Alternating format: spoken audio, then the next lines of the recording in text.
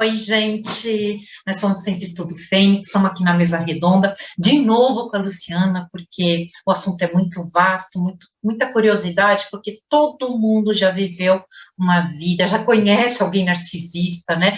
Já tem essa vivência e começa a falar assim, nossa, meu vizinho, meu conhecido, meu pai, o ciclano ou fulano, é assim, né? E você vai identificando as pessoas. Então, a gente vai frisar de novo mais algumas situações e aprender a lidar com isso.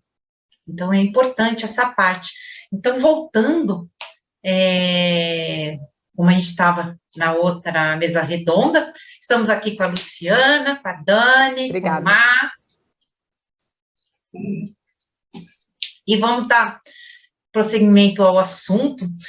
E vou estar falando de novo uma coisa, foi muito curiosa que a Luciana falou, foi quando ela falou do Paulo Evangelista lá na Bíblia, né, da situação que ele era um cara que possivelmente podia ser narcisista, que ele tinha um lado meio cruel, e a presença de Jesus, né, a presença crística mudou o eu dele, né? Você pode voltar para aquele assunto, Lu? Claro, Alê.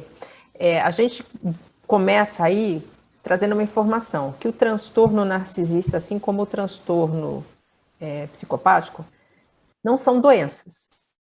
O nome diz, transtorno. Por não ser doença, não tem cura. É um transtorno psiquiátrico, é um jeito de ser. A pessoa faz tudo consciente. Ela tem livre-arbítrio, ela pode fazer escolhas, ela opta por fazer o mal ao próximo, sabe o que está causando nessa pessoa, não se arrepende e ainda se sente satisfeita por atingir alguns objetivos egoísticos pessoais.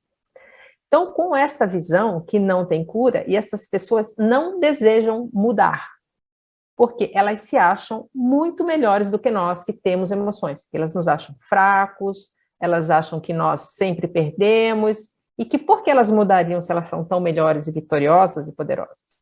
E esse é o contraponto a uma grande dor que elas carregam dentro de si, que não querem olhar, porque, na verdade, o narcisista, esse caso específico, o psicopata também, é um pouco diferente o tom, mas em essência é o mesmo. Eles olham para dentro de si e têm uma dor de baixa autoestima imensa, porque tiveram ausência de pai, de amor de pai e mãe. E a criança acha que os pais não a amam porque ela é ruim. E essa dor é tão grande, que o narcisista rompe com a sua própria personalidade. Ele quer esquecer quem ele é. Tão ruim que ele se acha. Então, para não sentir essa dor nunca mais, essas pessoas não querem olhar para dentro de si. Se ela decide se autorregular, se ela decide buscar ajuda, se ela decide buscar transformação, significa ela ter que admitir, eu sou uma porcaria, eu sou um lixo. E isso é o que eles não querem. Por isso eles não buscam ajuda, eles não vão para o terapeuta, eles não vão buscar o psiquiatra. Só vão se conseguirem algo em troca. Eu vou manipular a minha companheira, eu sou um narcisista e a minha companheira está querendo cair fora. Ela é o meu suprimento narcísico, ela é meu suprimento de dinheiro. Então, para eu segurar ela na minha teia maligna, eu falo, meu bem, eu estou arrependido, eu estou arrependida, porque não há gênero, tá? Narcisista pode ser homem, pode ser mulher, tanto faz. E aí essa pessoa diz, eu estou arrependida, eu vou buscar ajuda terapêutica. E ela até vai uma vez, duas vezes a esse terapeuta, depois não aparece mais. Se ela for, tudo que ela ouvir, tanto do psiquiatra quanto do terapeuta, vai servir para enriquecer o seu cardápio de maldades. Esse narcisista, esse psicopata vai ficar ainda melhor para fazer mal para os outros, para conseguir outras vítimas, porque ele vai levar todo esse discurso da transformação humana, da autoaceitação, e vai usar para mais maldade. Então é melhor que nem vá, porque se for, é com esse objetivo, eles não querem mudar.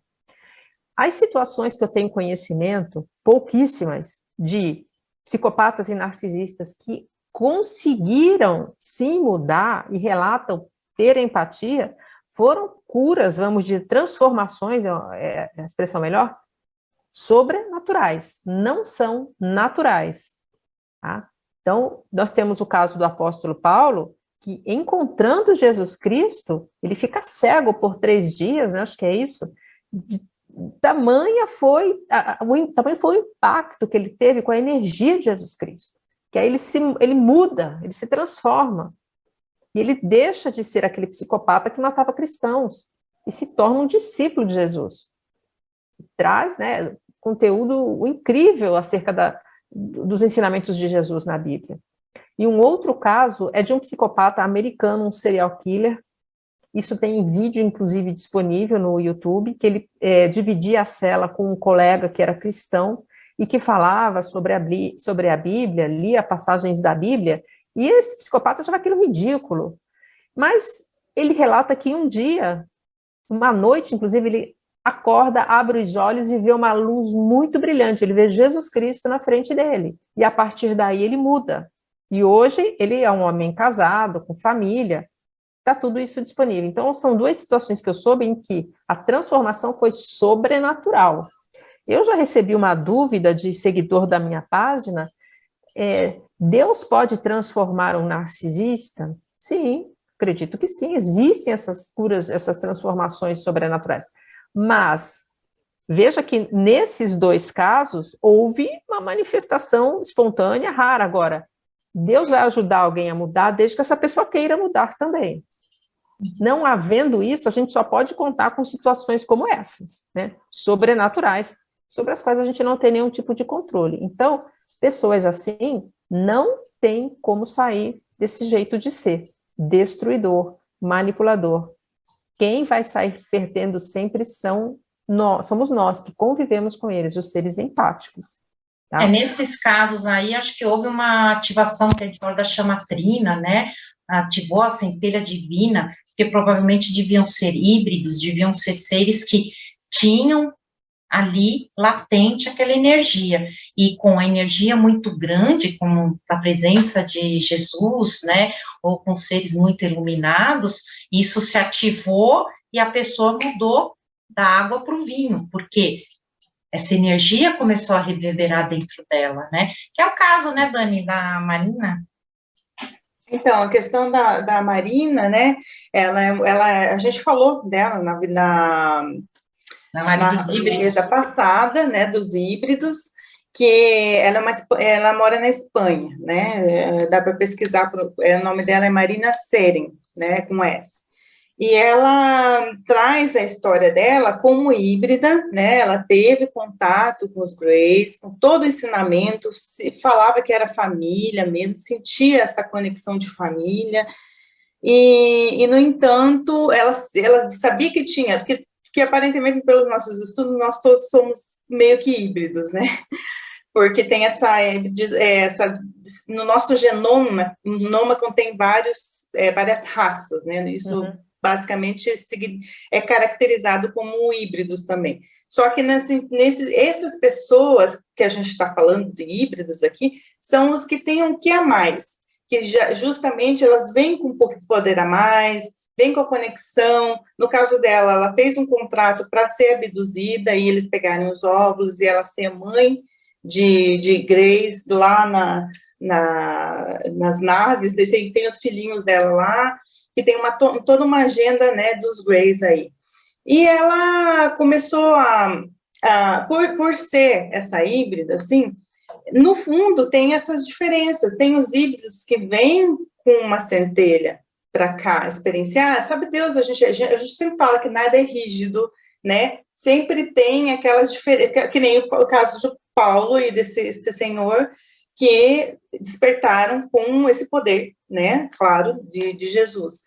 Mas também tem vários tipos de outros casos, né? A gente não está falando que é tudo engessado, mas a gente está falando do que pode existir, das possibilidades, né? No caso dela, ela com certeza veio com uma centelha, com uma ligação com as outras multidimensionalidades dela, que ela despertou para essas outras dimensionalidades que tem conexão com a centelha, com o ser, com a fonte, por exemplo, onde visa mais o todo e não uma agenda por si só, como ela diz que ela descobriu, que a agenda, por mais que foi bonitinho, eles passavam muito ensinamentos e tudo, era uma agenda para aquela raça, pensando na raça, não pensando nos humanos, falando que pensando nos humanos, que é para o progresso dos humanos, mas que ela falou que tinha tendência de eugenia, sabe, não se sabe exatamente até onde vai, Então, é uma agenda de seres que estão pensando no deles, não no todo.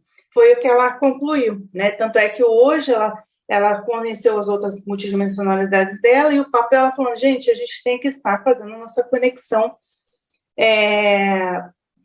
dos nossos eu divino, nosso eu superior, nosso trabalho interno, para que a gente possa, na realidade, e que a gente tem que ter essa soberania de falar, ok, por mais que eu fiz esse acordo, eu já não concordo mais, porque a gente não sabe nem em que termos foram feitos esses acordos, né? Eu já não concordo mais e eu quero, não quero mais fazer parte. Tanto é que depois, mesmo sendo família, porque ela conviveu com eles em outras encarnações, mas ela também viveu em outras raças, como todos nós, né? Então, ela viu que ela nunca, não mais ressoava com aquela agenda, e eles começaram a realmente fazer, como que eu posso, retaliação, né? Com ela. Então, ela viu que realmente tem essa questão, né? Não era bem, né? Pensando no bem total. E isso tem muitos, a gente sabe que tem muitos no mundo inteiro abduzidos que falam que, gente, mas é para o bem maior, um deles é o próprio Bashar, que passa vários ensinamentos maravilhosos, eles são uma raça Sassami, que também é uma linhagem Grey aí, e tem essa mesma história que ela contou. Então, de que eles vieram para ajudar, que a gente vai ajudar eles, porque eles perderam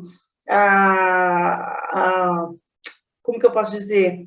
Como que é, Lê? Eles perderam a questão de reprodução deles lá, né? De se reproduzir e tudo mais, e pra gente veio contar uma história bonitinha, tudo.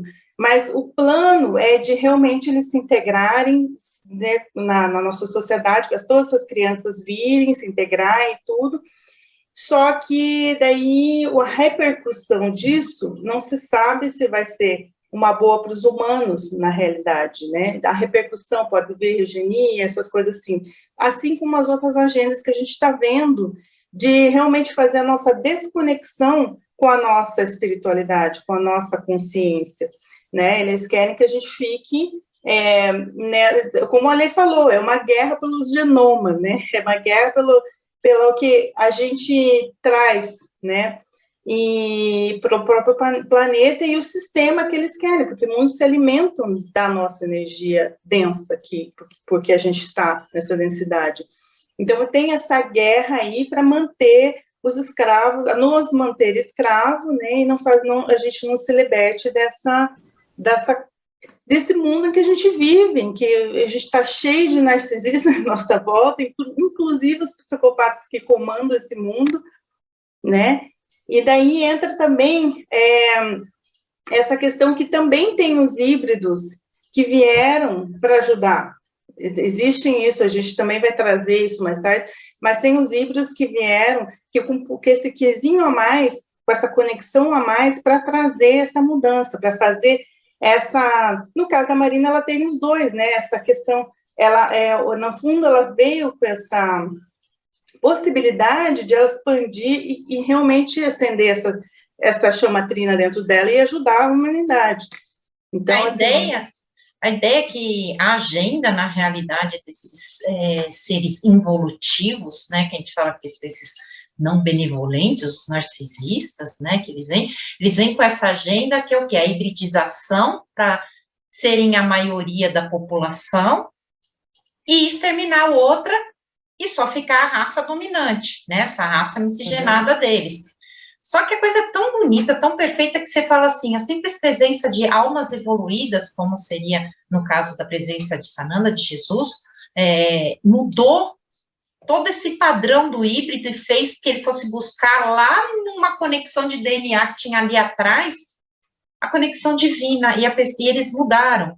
Então, isso é possível, nesse momento de transição, a gente vai estar entrando, que seria essa coisa que pode não ser o Jesus personificado, mas o cinturão de fótons que nós estamos agora, nessa época de transição, que a Terra está passando, é justamente para estar acendendo essa chama divina dentro dessas pessoas. Eu acredito assim, que com todas essas energias que estão vindo, alguns narcisistas, sejam híbridos, eles vão estar começando a reverberar nessa energia positiva que tem ali dentro, bem ali dentro, isso, que vai começar a desconstruir e fazer ele pensar diferente. E eu acho que o nosso poder cocriativo também vai estar ajudando de tal maneira para que isso aconteça. E todo esse projeto de manipulação híbrida, que é da tomada do nosso planeta para outra raça, não vai ser fundada, né? Porque, como tudo fala, tudo termina na luz, né? Todo mundo uma hora vai para a luz. E a hibridalização, a gente começa a ver esses casos que acaba indo para o outro lado, né? Por enquanto ainda são poucos, são aqueles que tiveram contatos com energias superiores, mas eu acho que o cinturão de fótons agora, o flash solar, tudo isso vai estar ajudando para estar ativando esse outro lado. Então, é uma coisa assim que eu, particularmente, acredito bastante.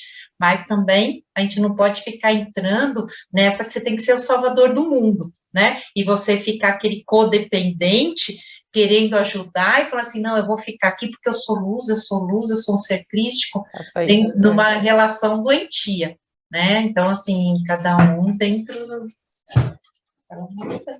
Não, eu só queria pegar esse gancho e perguntar para a Luciana, para voltar aí no tema, o seguinte, né? Na outra parte da mesa redonda, eu falei para você da relação entre o narcisista e o codependente como casal, né? E assim que uma das partes percebe o abuso da outra parte, ela tem, pelo livre-arbítrio dela e com a força de vontade, como sair dessa relação tóxica. E quando envolve a família, no caso de você sendo filho de um pai narcisista, ou você ser um pai de um filho narcisista, né? É uma relação um pouco mais complicada, porque como que você vai sair desta relação? O que eu imagino é que você pode melhorar esta relação e você começar a colocar limites. Como que você vê esse caso, Luciano? Deixa eu só fazer uma colocação sobre o que a Dani colocou, ela falou dos poderosos do mundo, né, que são narcisistas, psicopatas. Tem 4 que eu posso citar que são diagnosticados, tá? Não é afirmação minha. Um é o Napoleão Bonaparte, ele é um narcisista com traços de psicopatia. O Donald Trump, né, ele é claramente apontado como um narcisista perverso. O Nixon também. O Nixon tinha até uma certa satisfação de falar que ele era narcisista, ele gostava disso. E o Getúlio Vargas. Só 4, tá? A lista é enorme, vai longe. Até porque para você estar numa posição como essa, gente, se você for muito empático, você não vai estar lá, tá certo? Você nem chegaria ali. Mas vamos então à pergunta do Marcelo. Marcelo, acerca do relacionamento, né? Para sair, não basta força de vontade, tá? O buraco é bem mais embaixo. Porque existe dependência emocional, existe vício emocional. Então, eu não quero criar nenhum tipo de expectativa em quem escute que tem que ter força de vontade, não. Até porque uma das leis da mente, eu trabalho com isso, a imaginação sempre vence a razão. A emoção sempre vence a razão. Você se autoconhecer, você ter a humildade de ver quem você é, saber que o seu ponto fraco é a dependência emocional e que você não sabe que você não consegue. Que o seu cérebro vai falar para você ficar. Você sabe que a pessoa é ruim, você sabe que a sua vida está... Eu vivi isso. Como é que eu, uma pessoa que fui sempre inteligente, independente, não consigo sair? Eu tinha vergonha de contar para os outros o que eu vivia. Nossa, você aguenta? Saí porque eu fui descartada. Eu fui descartada. Eu não tinha conhecimento do que era narcisismo. Se eu tivesse sabido, aí eu teria, sim, a chave para me fazer sair. Mas eu não entendia. Né? Eu vivi com o meu casamento a mesma coisa que eu vivi com a minha família de origem. Então, assim, o codependente, o sobrevivente, ele se julga muito, porque eu sou fraca. Eu estou me submetendo a isso, eu não tenho vergonha na cara. Meu Deus. Eu tenho vergonha de pedir ajuda. O sobrevivente, ele já é solitário por natureza, porque ninguém acredita no que ele conta. Ninguém acredita que existem seres maus, que agem calculadamente, com maldade, e que não querem mudar. Ninguém acredita. Acha que a gente é tudo doido. Nossa, que exagerado, fanática. Bem que ele fala que você é louca, porque eles falam, né? O narcisista espalha para todo mundo que a vítima é doida, desequilibrada. E eles têm uma imagem maravilhosa, super assim, trabalhada, são equilibrados, se fazem de bondosos, gentis, enfim. Então, ele fala, tá vendo? Tem razão, ele é uma louca, ele é um louco mesmo. Então, e força de vontade, não adianta, você precisa se conhecer, assumir quem você é, entenda, você tem essa peculiaridade, você tem que aprender a lidar, saber que você tem um vício em pessoas, e começar, sim, a conquistar mais autoconfiança, autoestima, ver o seu merecimento. Filhos que saem de lares disfuncionais têm uma baixíssima noção de merecimento, por aquele raciocínio que eu falei da criança se achar ruim. Então, às vezes fica naquele relacionamento horroroso, mas eu vou conseguir o que é de melhor, eu não sou grande coisa. Então, fortalecer tudo isso. Quando existem filhos no relacionamento a dois, fica bem mais delicado, porque seja a mãe ou o pai narcisista dessas crianças, ela vê ali fonte de manipulação e sofrimento nessas crianças. Sofrimento para o pai, para a mãe, né, para o parceiro codependente, e alimentação para si próprio. E ela vai usar essas crianças para obter o que ela quer, seja em dinheiro, seja para manter aquele companheiro ou aquela companheira do lado, para não ser descartado, seja para ter pessoas, essas crianças vão crescer e vão ter que estar sob as asas dessa pessoa narcisista, desse genitor, dessa genitora narcisista, para mantê-los, para sustentá-los, para dar alimento, para que eles não cresçam além dessa mãe ou desse pai, porque essas crianças não podem ir além do pai ou da mãe narcisista. E aí fica o parceiro no meio dessa briga, o parceiro codependente, primeiro que ele já está destruído, né? Essa pessoa já está destruída, essa mulher já está destruída. E ainda ela vai precisar encarar uma separação de alguém que, quando leva uma negativa, quando leva um descarte, eu não quero mais você, entra em modo psicopático de agir, entra em modo de fúria narcísica. Quando você chega para um narcisista e fala assim, não quero mais você na minha vida, você está fazendo ele sentir a maior dor que pode existir. Ele foge de tudo para... Aliás, ele faz tudo para não sentir isso. Toda manipulação, toda busca de suprimento é exatamente para não olhar para essa dor. Quando você fala, eu não quero você, você coloca essa criatura em desespero.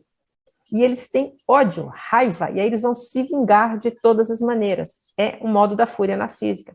Quem passou por um divórcio dessa maneira com o narcisista sabe o que eu estou falando.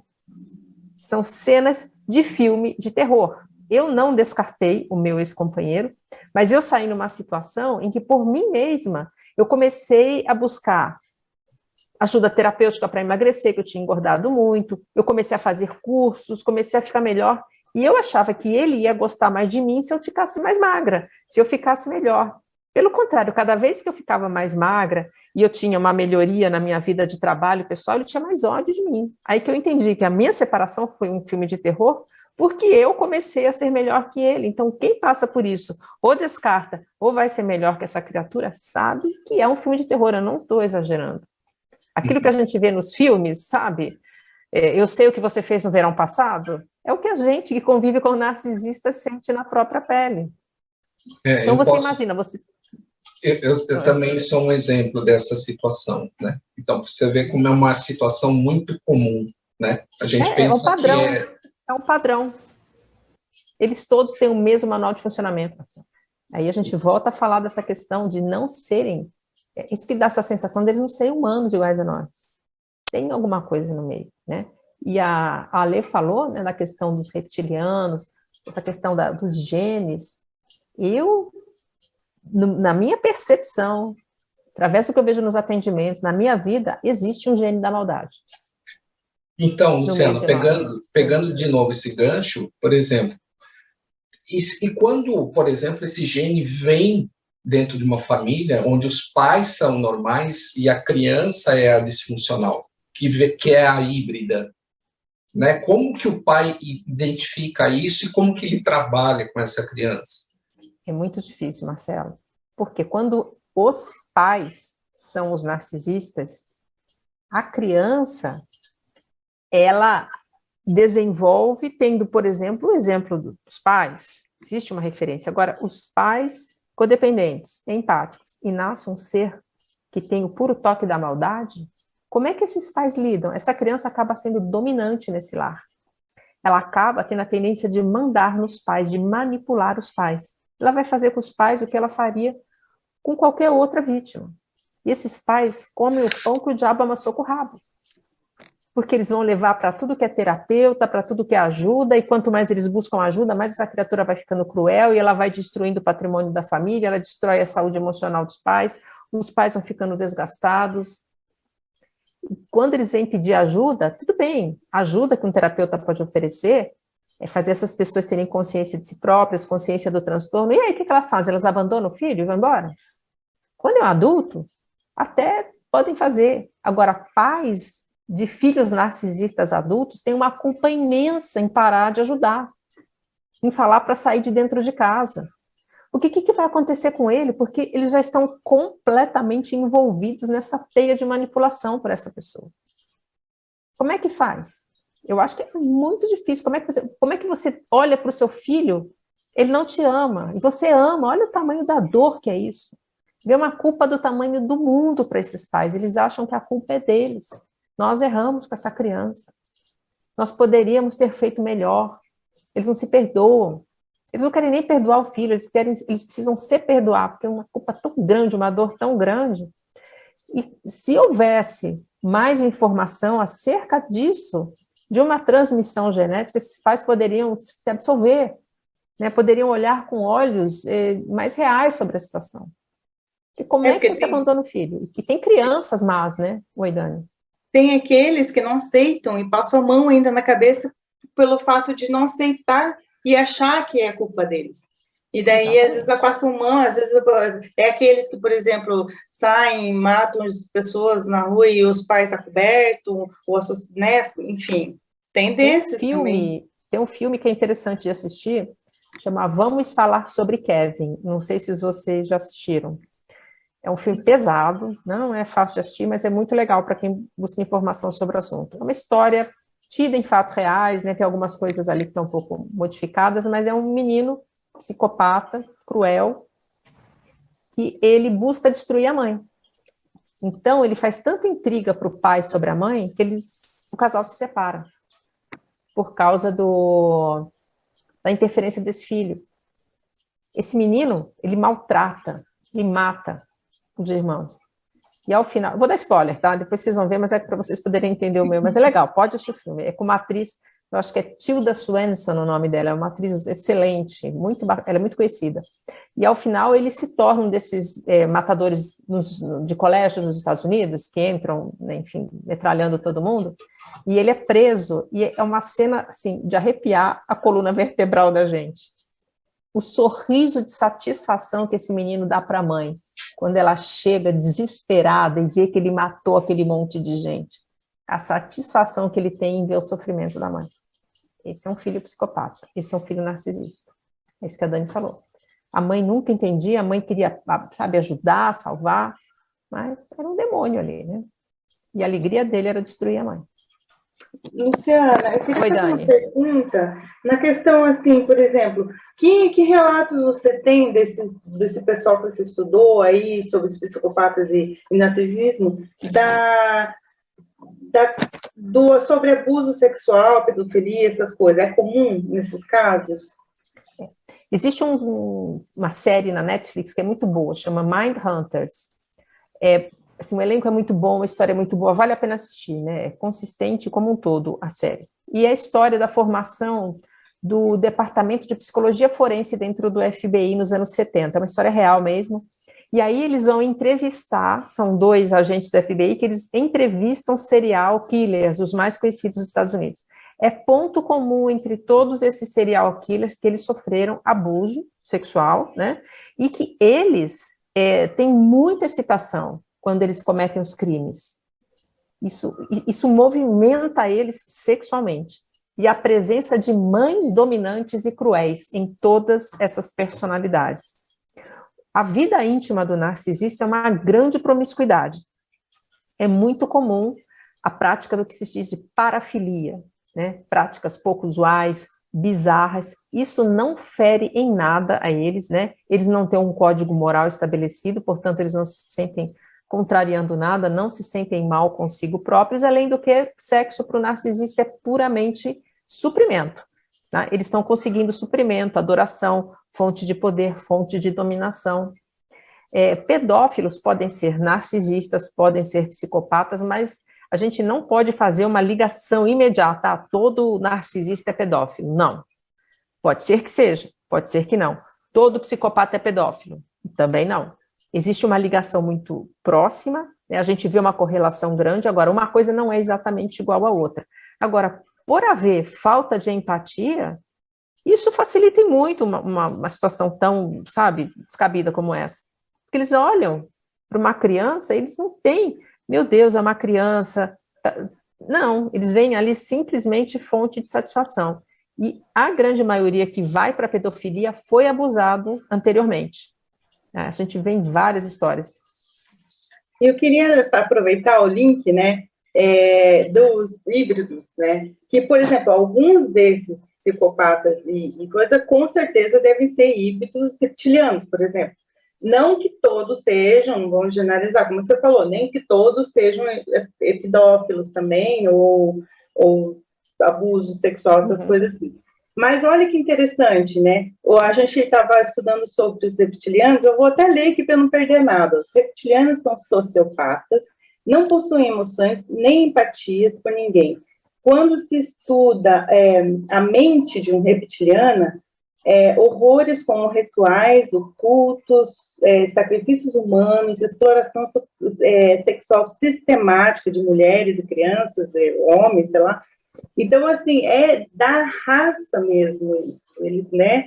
Então, assim, por isso que alguns, de repente, esses que apresentam, e a gente sabe de muitos, com os nossos estudos também, de muitas famílias que vêm eles chamam de círculo, ou lá nos Estados Unidos, ring, de cultos, né? Que eles são, você pode chamar que alguns são satanistas, coisa parecida, e que eles vão desde a criança, próprios filhos deles são levados a esse mundo de abusos sexuais e orgias e coisa mais, e rituais, não sei o que. Isso tem relatos de muitas pessoas, de também oficiais, e, enfim, se você for a fundo, você acha todas essas evidências, que tem muito a ver com a energia reptiliana em nosso mundo, né? E alguns, como tem híbridos que trabalham com o bem, tem híbridos que vêm com os Greys, por exemplo, tem híbridos reptilianos também. Então, eu acredito que tem na nossa sociedade, porque o que tem, a gente como terapeuta, a gente vê diariamente, a maioria das pessoas foram abusadas quando criança.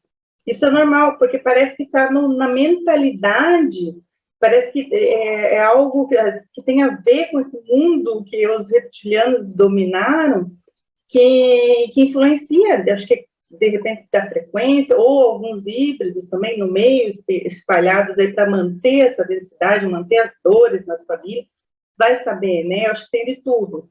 Mas é legal essa correlação aí, né? Outra coisa, Luciana, só, desculpa cortar antes de você dar o teu relato aí, mas pegando esse gancho aí dessa necessidade sexual do narcisista, faz lembrar muito daquilo que a gente conhece como sucubos e incubos. Isso mesmo. Né? Isso aí, Marcelo. Que é a energia sexual que essas entidades malignas, né?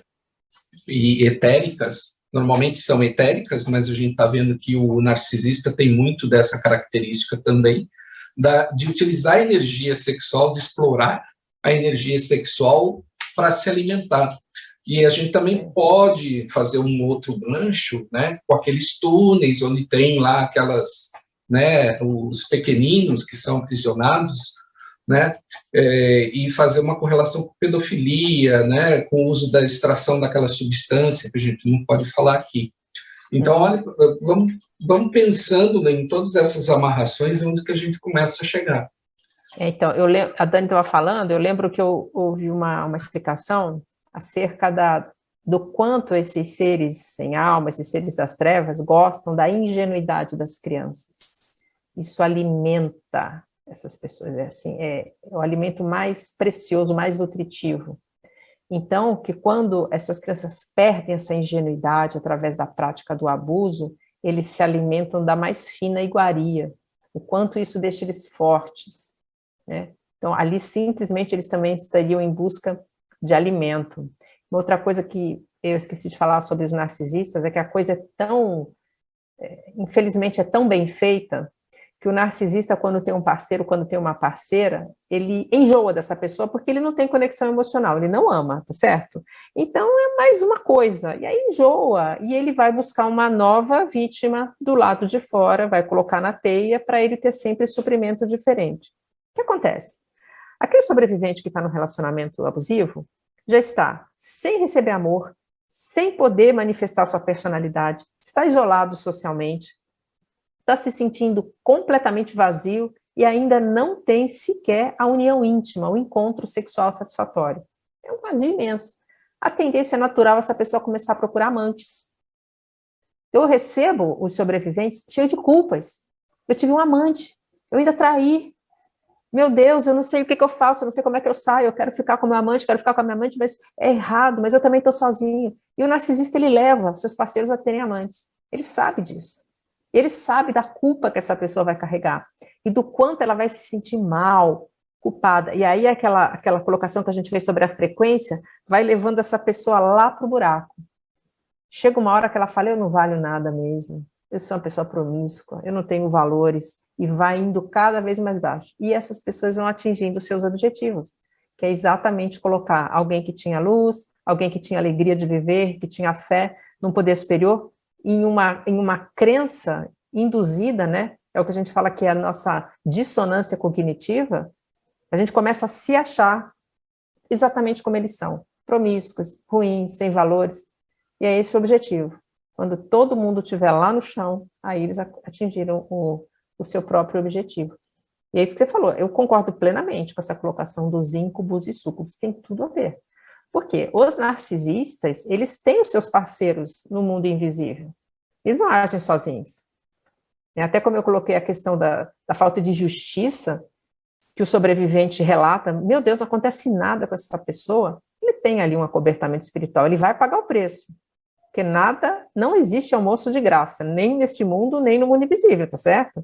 Eu estou te ajudando, eu estou te abrindo porta, você tem poder, mas você vai pagar essa conta. E a conta nunca é baixa. Então, é uma ilusão nossa. Poxa, a pessoa está aqui, está bem, tem tudo, faz o que quer. Esse cartão de crédito tem fatura para ser pago no final. Tá? Então, esse narcisista, quem quer que seja que está se valendo, vai pagar a conta depois. Então, ele tem esses parceiros. Quem são esses parceiros espirituais? Gente, não é anjo, né? Nem querubim. É alguém da mesma frequência, alguém que está lá no buraco junto. E essas pessoas se alimentam exatamente da energia que existe ali naquele momento, né, da troca íntima, da troca sexual. Eu ouvi uma pastora falar um dia, porque eu estudo tudo que existe, tá? Para eu conseguir entender. Onde tem informação, alguém me falou, eu vou lá olhar. Ela faz um trabalho de libertação e cura, ela desfaz as maldições hereditárias, que ela explica, pela visão da Bíblia, que quando alguém comete um pecado contra as leis de Deus, esse pecado, se não for confessado perante Deus e tiver arrependimento, ele vai se perpetuar por mais 4 gerações. Isso está escrito numa das passagens da Bíblia. Então, 4 gerações depois, vamos supor, alguém que cometeu o pecado de derramamento de sangue, 4 gerações vão manifestar comportamentos e consequências deste ato.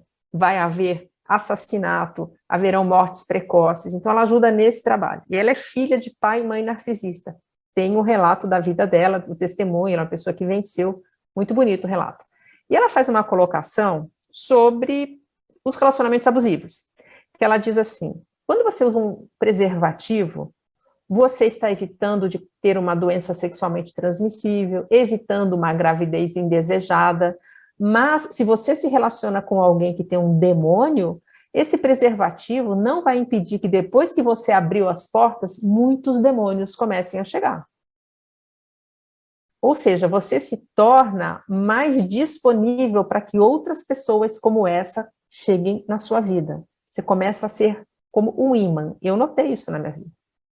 Eu sempre convivi, talvez, com muita gente complicada, um depressivo, o outro que era mais carente, Mas nunca pessoas más. Depois desse relacionamento, muitos narcisistas começaram a aparecer. Amigos que há muitos anos eu não vi, que sequer eram tão próximos de mim, começaram a se aproximar. Começaram a ficar íntimos meus. Líderes religiosos, colegas de trabalho. Eu olhava e falava, mas que engraçado, eu nunca tive isso na minha vida. Quando eu ouvi ela falando, faz todo sentido. É que a gente, de alguma maneira, eu não sei explicar exatamente como, a gente abre essa porta para a chegada desses seres na nossa vida. Então, o quanto é importante a gente se preservar, conhecer e evitar o contato com o mal. Principalmente em relações sexuais, né, que você tem uma troca energética muito grande, e é aquele valor energético residual, você ficou com uma energia residual daquela pessoa, né, por isso que pessoas promíscuas acabam carregando toda essa energia, e conforme ela vai tendo relacionamento, ela está misturando as energias de todos os parceiros com esse novo. Então, fica um bull energético ali, né, e isso você vai pegando toda essa parte, essa carga pesada, né, desses relacionamentos. Então, é muito interessante essa coisa de você saber com quem você está dormindo, né, tipo de energia. E é curioso porque aquelas pessoas que saem para balada, né, para pegar, que é o ficar, tem que tomar muito cuidado, porque você não sabe com que tipo de pessoa você está se relacionando. E existe um estudo que, a partir do momento que você tem um ato sexual com uma pessoa, a energia dessa pessoa fica contigo por 2 anos, mesmo que você tenha tido apenas um relacionamento sexual com ela. Imagina se for um demônio. Imagina com o demônio. Né? E essa troca energética que está contigo por 2 anos, a cada parceiro que você vai trocando relações, vai juntando e vai passando de um para o outro. Então, quanto mais promíscuo você é, mais envolvido com esse tipo de energia você está. E aí volta aquela velha história que você falou, porque quando você tem um relacionamento, que nem um casamento, que você está se relacionando com uma pessoa narcisista, e você começa a definhar energeticamente, aí o que é da questão, né? Aonde que está tendo essa mudança? Até chegar num ponto que você vira uma outra pessoa, você vira um outro ser, né? Você perde aquela alegria, a sua energia, a sua força vital, né? Você perde a sua conexão com Deus, você começa a questionar que nada está certo na sua vida, você passa a não acreditar, você passa a mesmo ir minguando, né? Daí é a gente... Pode falar, Luciano. É porque, assim, esses mesmos parceiros espirituais ruins que estão com o narcisista, porque o narcisista é uma vida promíscua, tá? Ele pega todo mundo, ele vai para qualquer lugar, ele faz de tudo que a gente não imagina. A gente não tem ideia do que esse povo faz. Então, você imagina quando ele vem e se deita do seu lado na cama. Tá tudo ali. E você, uma pessoa que tem luz própria, o que você acha que esses seres vão fazer? Vão grudar na gente também. Vão sugar a gente junto. A gente já está fraco, né? Já está com todas as defesas desmontadas. Eles vão botar um canudinho ali para levar mais energia nossa. Vai juntar uma galera para fazer a refeição ali. Aí a gente falou que, assim, uma maneira da gente contornar esse problema e começar a sair, né, desse fundo do poço é você voltar para dentro, fazer o autoconhecimento, fazer o centrar, né? Nessa hora, a gente não pode ter aquela coisa assim, eu sou egoísta, aí eu tenho que olhar para mim, eu vou deixar de olhar para o outro, né? Como você disse, o codependência, o sobrevivente, ele é o salvador da pátria, né? Ele quer salvar todo mundo. Inclusive servir de comida, né? Para todas essas entidades. É verdade. Matar então, a fome do mundo, né? Isso. Então ele tem que deixar aquela culpa de lado, deixar aquele negócio que, eu sou egoísta olhando para mim. Não, você tem que começar a olhar para você, porque a saída do poço está ali. Você olhar para dentro de si. Né? Se você não olhar para você, você não sai do poço. Então você começar a olhar para você, você ter o autoequilíbrio. A gente estava falando aqui, né, que você tem que começar a equilibrar todas as suas relações. Você como filho de pais narcisistas, você como pai de filhos narcisistas, você como esposa de pessoas narcisistas, ou seja, você tem que estar em equilíbrio com todas essas relações. Você está equilibrado como pai, você está equilibrado como filho, você está equilibrado como marido ou como esposa, você está equilibrado principalmente como um ser individual que você é, como um ser único, né? Porque a única pessoa que pode te salvar é você mesmo, né? Você pode ter ajuda de terapeutas, ajuda de outras pessoas, mas quem vai te tirar do poço é você, né? Isso que você tem que ter consciência. E um ser precioso, né? A gente tem que lembrar o quanto nós somos preciosos, né? Deus nos criou com a coisa mais preciosa. Oi, desculpa, Dani, pode falar. Não, eu só queria puxar o ganchinho, né? Que Deus, às vezes o povo fala, nossa, mas eles estão trazendo uns temas, né? Bem carregados, bem... Mas, na realidade, o nosso objetivo aqui é trazer o tema da Lu, que a gente achou muito importante, porque, assim, tipo assim, gente, eu identifiquei também, assim como todo mundo já teve experiências assim na vida. Então, isso é importante para a gente ver, é aquela questão, aquela proposta que a gente traz na Fênix. A gente não pode só ver o bonitinho, a gente tem que ver o que tem dentro de nós, nos perceber, nos enxergar no contexto familiar, no contexto da sociedade, nos enxergar, enxergar o ruim lá fora também, essa bagunça, né, essa mistura, essa sopa que está lá fora também, para que a gente possa se posicionar. Ok, qual é o meu papel nesse meio? O que realmente, onde eu me encaixo? Eu sou uma codependente e eu fui realmente, a gente voltando, né, nossa vida inteira sendo ali, as pessoas pisando na gente, a gente dizendo, não entendendo às vezes, ou dizendo amém, ou aquela dependência emocional, porque eu preciso que me amem. Então, assim, isso daí começa, esses temas fazem a gente voltar para dentro e falar assim, nossa, o que eu sou nisso? E o que eu posso fazer? Né? Qual é o meu papel nesse momento em que a gente está vivendo, que está vindo à tona, todas as caixinhas pretas de todo mundo? Como que eu navego isso? Então, o propósito da mesa é justamente trazer isso, ok, existe isso, aonde eu me encaixo nisso e o que eu posso fazer? Que a gente traz todas as ferramentas também para que a gente veja que o importante é sempre voltar para dentro, como o Mar falou. Essa é o que a gente sempre traz. Mas a gente precisa ser forte o suficiente para tirar o band-aid, para enxergar as coisas. As pessoas entram na espiritualidade só no fenômeno bonitinho e tudo, só que quando chega a hora de as coisas virem, poxa, nossa, tem mais isso ainda.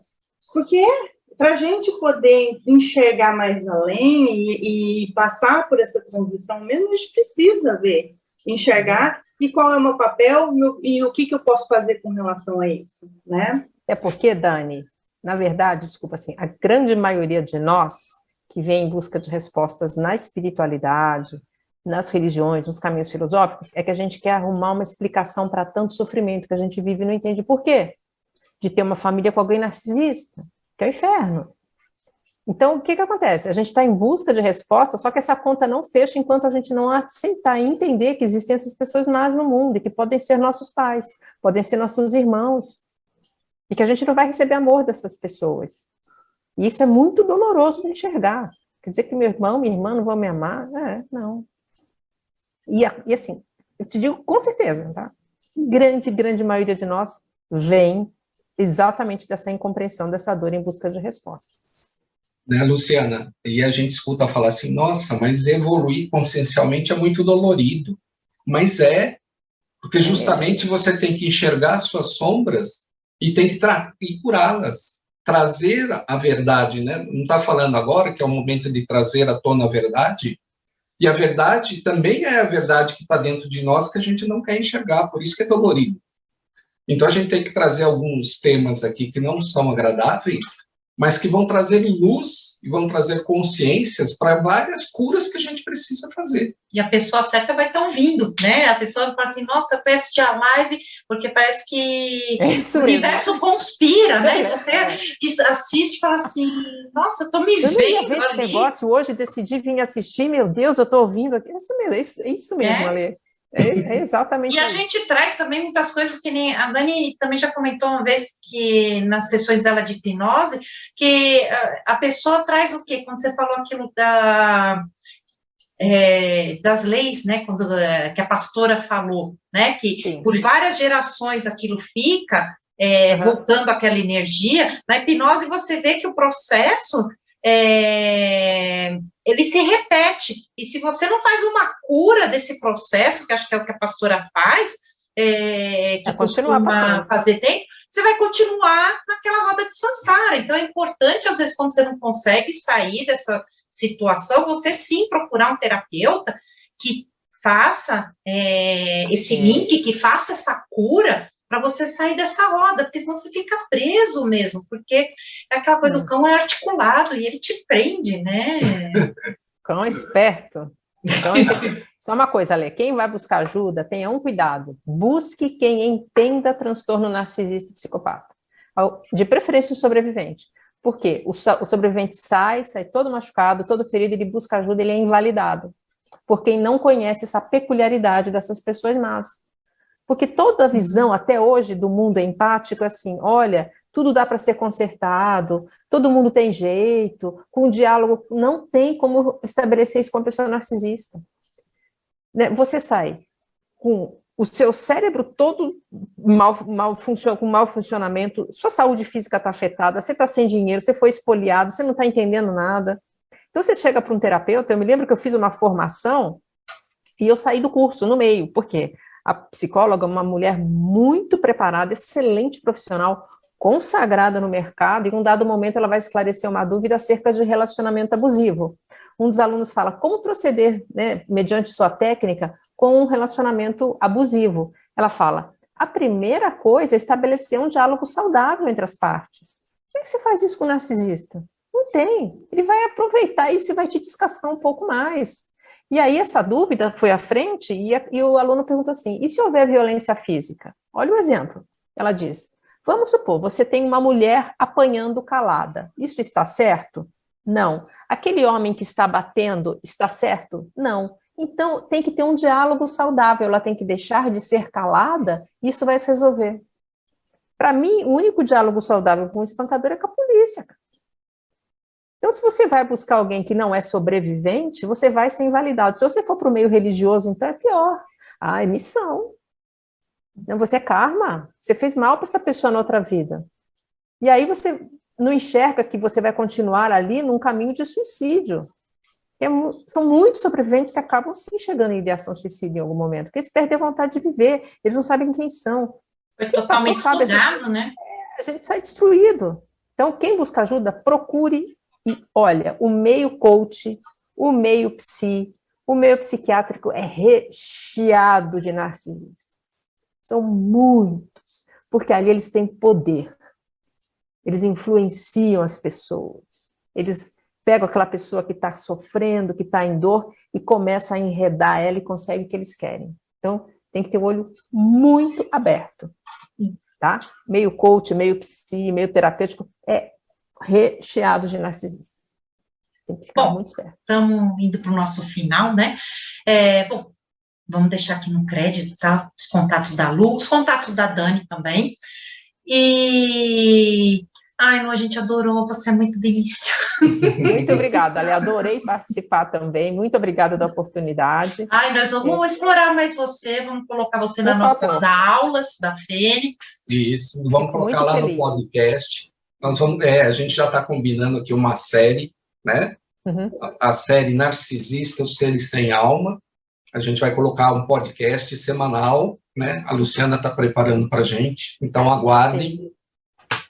E, gente, gratidão de estarem com a gente. Pessoal. Um beijo no coração de todos vocês. Obrigada. E a gente se vê na próxima. Tchau. Tchau.